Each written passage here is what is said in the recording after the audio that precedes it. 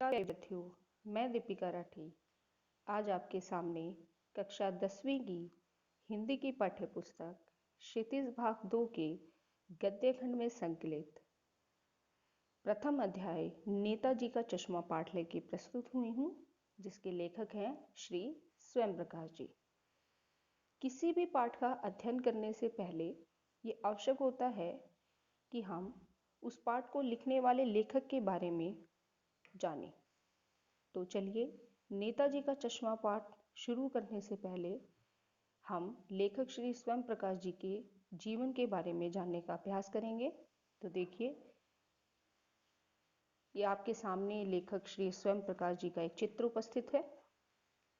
इन्हीं के बारे में आज जानेंगे हम इस वीडियो में। तो चलिए शुरू करते हैं लेखक श्री स्वयं प्रकाश जी का जीवन परिचय। श्री स्वयं प्रकाश जी हिंदी के कहानीकार हैं। उनका जन्म सन 1947 में इंदौर, मध्य प्रदेश में हुआ। उन्होंने मैकेनिकल इंजीनियरिंग की शिक्षा प्राप्त की और नौकरी के लिए वे एक औद्योगिक प्रतिष्ठान में नियुक्त होकर राजस्थान आ गए। उनका ज़्यादातर समय वहीं बीता और अब वे अपनी इच्छा से सेवा मुक्ति अर्थात रिटायरमेंट लेकर भोपाल में रह रहे हैं। आजकल वे वसुधा नामक पत्रिका के संपादक मंडल में हैं। चलिए देखते हैं उनकी रचनाएं। श्री स्वयं प्रकाश जी समकालीन कहानी के चर्चित कहानीकार हैं। उनके 13 कहानी संग्रह प्रकाशित हो चुके हैं। उनके कुछ प्रमुख संग्रह इस प्रकार हैं, जिसमें से प्रमुख हैं सूरज कब निकलेगा, आएंगे अच्छे दिन और संधान। लेखक श्री स्वयं प्रकाश जी के कुछ महत्वपूर्ण उपन्यास भी हैं, जो कि इस प्रकार हैं, बीच में विनय और ईंधन। लेखक श्री स्वयं प्रकाश जी को अपनी रचनाओं के लिए कई बार सम्मानित भी किया जा चुका है। उनके द्वारा प्राप्त सम्मान कुछ इस प्रकार हैं: पहल सम्मान, बनमाली पुरस्कार, राजस्थान साहित्य अकादमी पुरस्कार। उनके साहित्य की विशेषताएं देखते हैं। श्री स्वयं प्रकाश जी मध्यवर्गीय जीवन का कुशल चित्रण करते हैं। उनकी कहानी में जातीय भेदभाव के विरुद्ध आक्रोश, गुस्सा दिखाई देता है। वे देशभक्ति की नारेबाजी के विरुद्ध सामान्य मनुष्य के आचरण में देश प्रेम देखना चाहते हैं। तो ये थी उनकी साहित्य की विशेषता। और अब हम उनकी भाषा शैली के बारे में जानते हैं। लेखक श्री स्वयं प्रकाश जी की भाषा अपने विषय संसार के अनुरूप होती है। वे विषय का केवल नहीं करते, बल्कि विषय को भी सूक्ष्मता पर भी ध्यान देते हैं। उनकी कहानियों में व्यंग्य की चेतना स्पष्ट सुनाई देती है। तो देखिए, हमने जानने का प्रयत्न किया लेखक श्री स्वयं प्रकाश जी के बारे में। तो चलिए पाठ में आए कुछ महत्वपूर्ण व्यक्तित्व के बारे में। इस वीडियो में हम पाठ को एक दृष्टि में देखने का प्रयास करेंगे। संक्षेप में जानेंगे कि नेताजी का चश्मा पाठ जो है वो हमें क्या कहना चाहता है। तो सर्वप्रथम मैं आपको पाठ में आए कुछ महत्वपूर्ण व्यक्तित्व से परिचित करा देती हूँ। सबसे पहले हालदार साहब, जो कि एक हवलदार है, जो अक्सर एक कस्बे से आते जाते हैं। दूसरे हैं पानवाला एक मोटा, हंसमुख स्वभाव का, खुशमिजाज प्रकार का व्यक्ति, जिसकी तोंद जो है वो बाहर निकली हुई है। और तीसरा है कैप्टन चश्मे वाला, जो कि पूरे पाठ में देशभक्ति का एक अनूठा चित्रण प्रस्तुत करता है। तो देखिए, पाठ हमें कहना क्या चाह रहा है। नेताजी का चश्मा पाठ जो है वो एक रोचक कहानी है। इसमें लेखक कहना चाहता है कि देशभक्ति का संबंध सिर्फ और सिर्फ मन की भावना से है।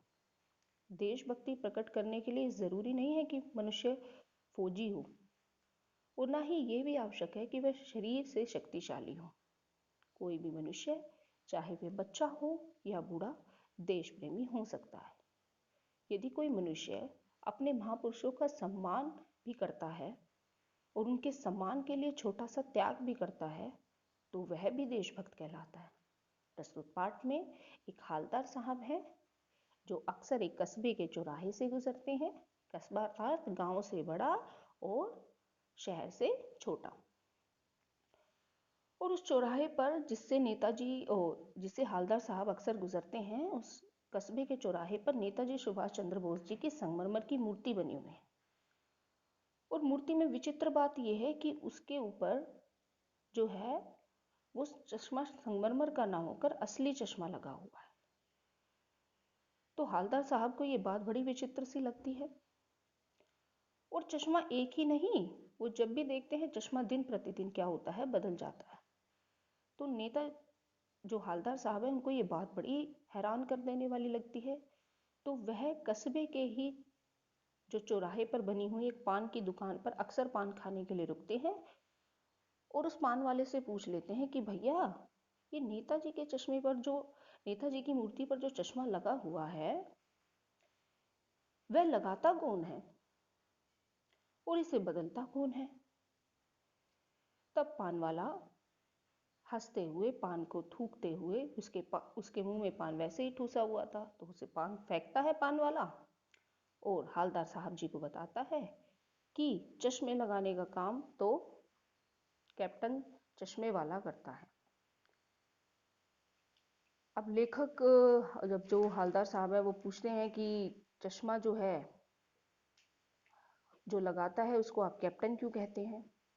क्या वो नेताजी के साथ का कोई उनका भूतपूर्व सिपाही रहा है आजाद हिंद फौज का, या फिर वह कोई फौजी रहा है, कोई स्वतंत्रता सेनानी रहा है? तब पान वाला मजाक उड़ाते हुए कहता है, अरे नहीं नहीं साहब, वो तो पागल है, बूढ़ा है, मरियल सा है, वो क्या फौजी रहेगा। तो हालदार साहब को ये बात बड़ी अजीब लगती है, बड़ी दुख करने वाली होती है कि एक देशभक्त का किस प्रकार से मजाक उड़ाया जा रहा है।